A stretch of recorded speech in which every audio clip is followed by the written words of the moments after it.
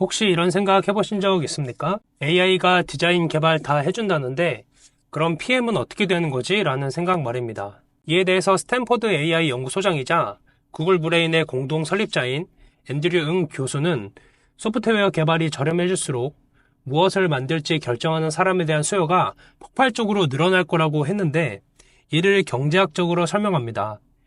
예를 들어 자동차 가격이 하락하면서 더 많은 사람들이 차를 구매했고 이것은 오일 수요 증가로 이어진 것처럼 소프트웨어에서도 유사한 현상이 발생할 것이라고 합니다. 예전엔 개발자가 며칠 걸려야 했던 일을 이제 AI 도움으로 몇 시간 만에 해냅니다. 이건 엄청난 기회지만 동시에 PM들에게 큰 도전이기도 합니다. 왜냐하면 소프트웨어를 만드는 일이 쉬워질수록 무엇을 만들지 결정하는 일이 더 중요해지기 때문입니다. 그렇다면 PM으로서 갖춰야 할 역량이 명확하게 드러납니다.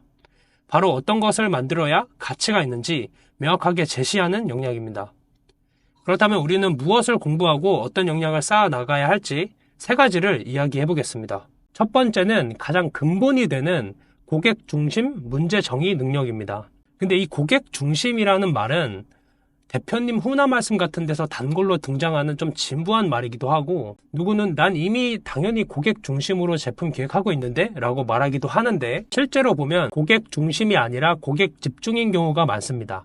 고객 집중은 고객이 원하는 걸 만드는 것이고 고객 중심은 고객이 필요로 하는 걸 만드는 것입니다. 예를 들면 한 피트니스 앱에서 고객이 더 많은 운동 프로그램을 추가해달라고 요청했다 해봅시다. 이때 고객 집중적 접근은 고객이 원하는 대로 더 많은 운동 프로그램을 그냥 제공합니다.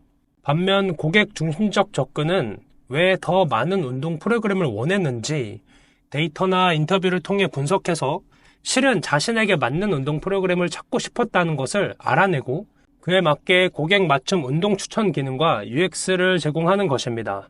이처럼 고객 중심적 기획이 중요한데 이것은 곧 문제 정의 능력에 달려 있습니다. 여기서 이 문제라는 건 수학 문제 할 때 그런 문제가 아니라 고객의 이상적인 상황과 현실적 상황과의 격차를 의미합니다.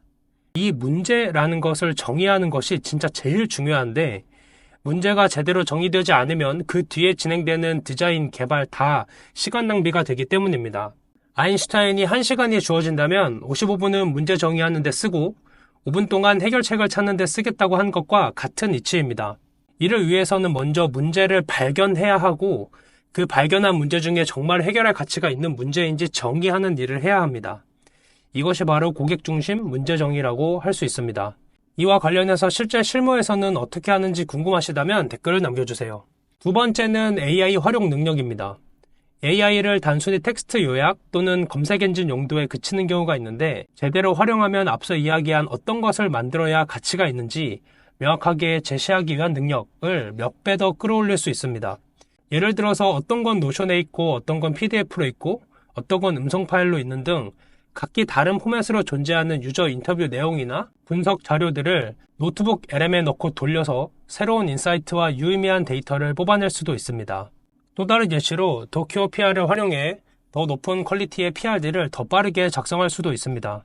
간단한 수준으로 한번 사용해보면 주요 문제 부분에 배달 시간 불확실성으로 인한 고객 이탈을 입력하고 피처 부분에 라이브 맵을 통한 실시간 배달원 위치 공유를 입력하고 생성을 누르면 배경과 목표부터 시작해서 대상 사용자와 스토리, 기능 상세, 플로우 차트, 비기능적 요구사항 등을 작성해 줍니다.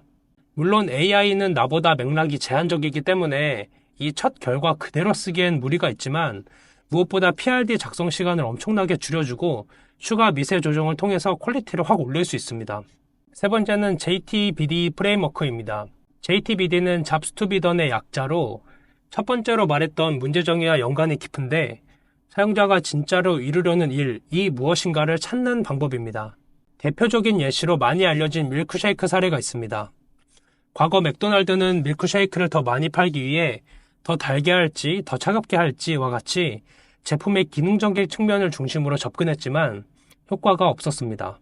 그러다 하버드대 크리스텐슨 교수팀이 사람들은 왜 아침에 밀크쉐이크를 살까라고 질문을 던지고 조사해보니 많은 사람들이 출근길에 한 손으로 오래 마시고 배고픔도 달래고 운전 중에 심심함도 달래고 싶다는 이를 해결하기 위해 밀크쉐이크를 선택한다는 것을 알게 됐습니다.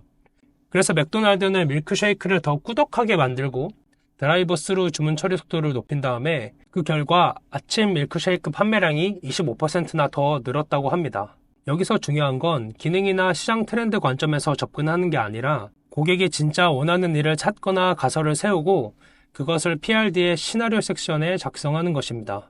정리하면 이제 AI 시대의 살아남을 PM은 고객의 진짜 문제를 정의하고 AI를 효과적으로 활용해 고객이 진짜 이루려는 일을 찾아내는 사람이고, 이건 더 이상 선택이 아닌 생존 조건에 가까워질 것 같습니다.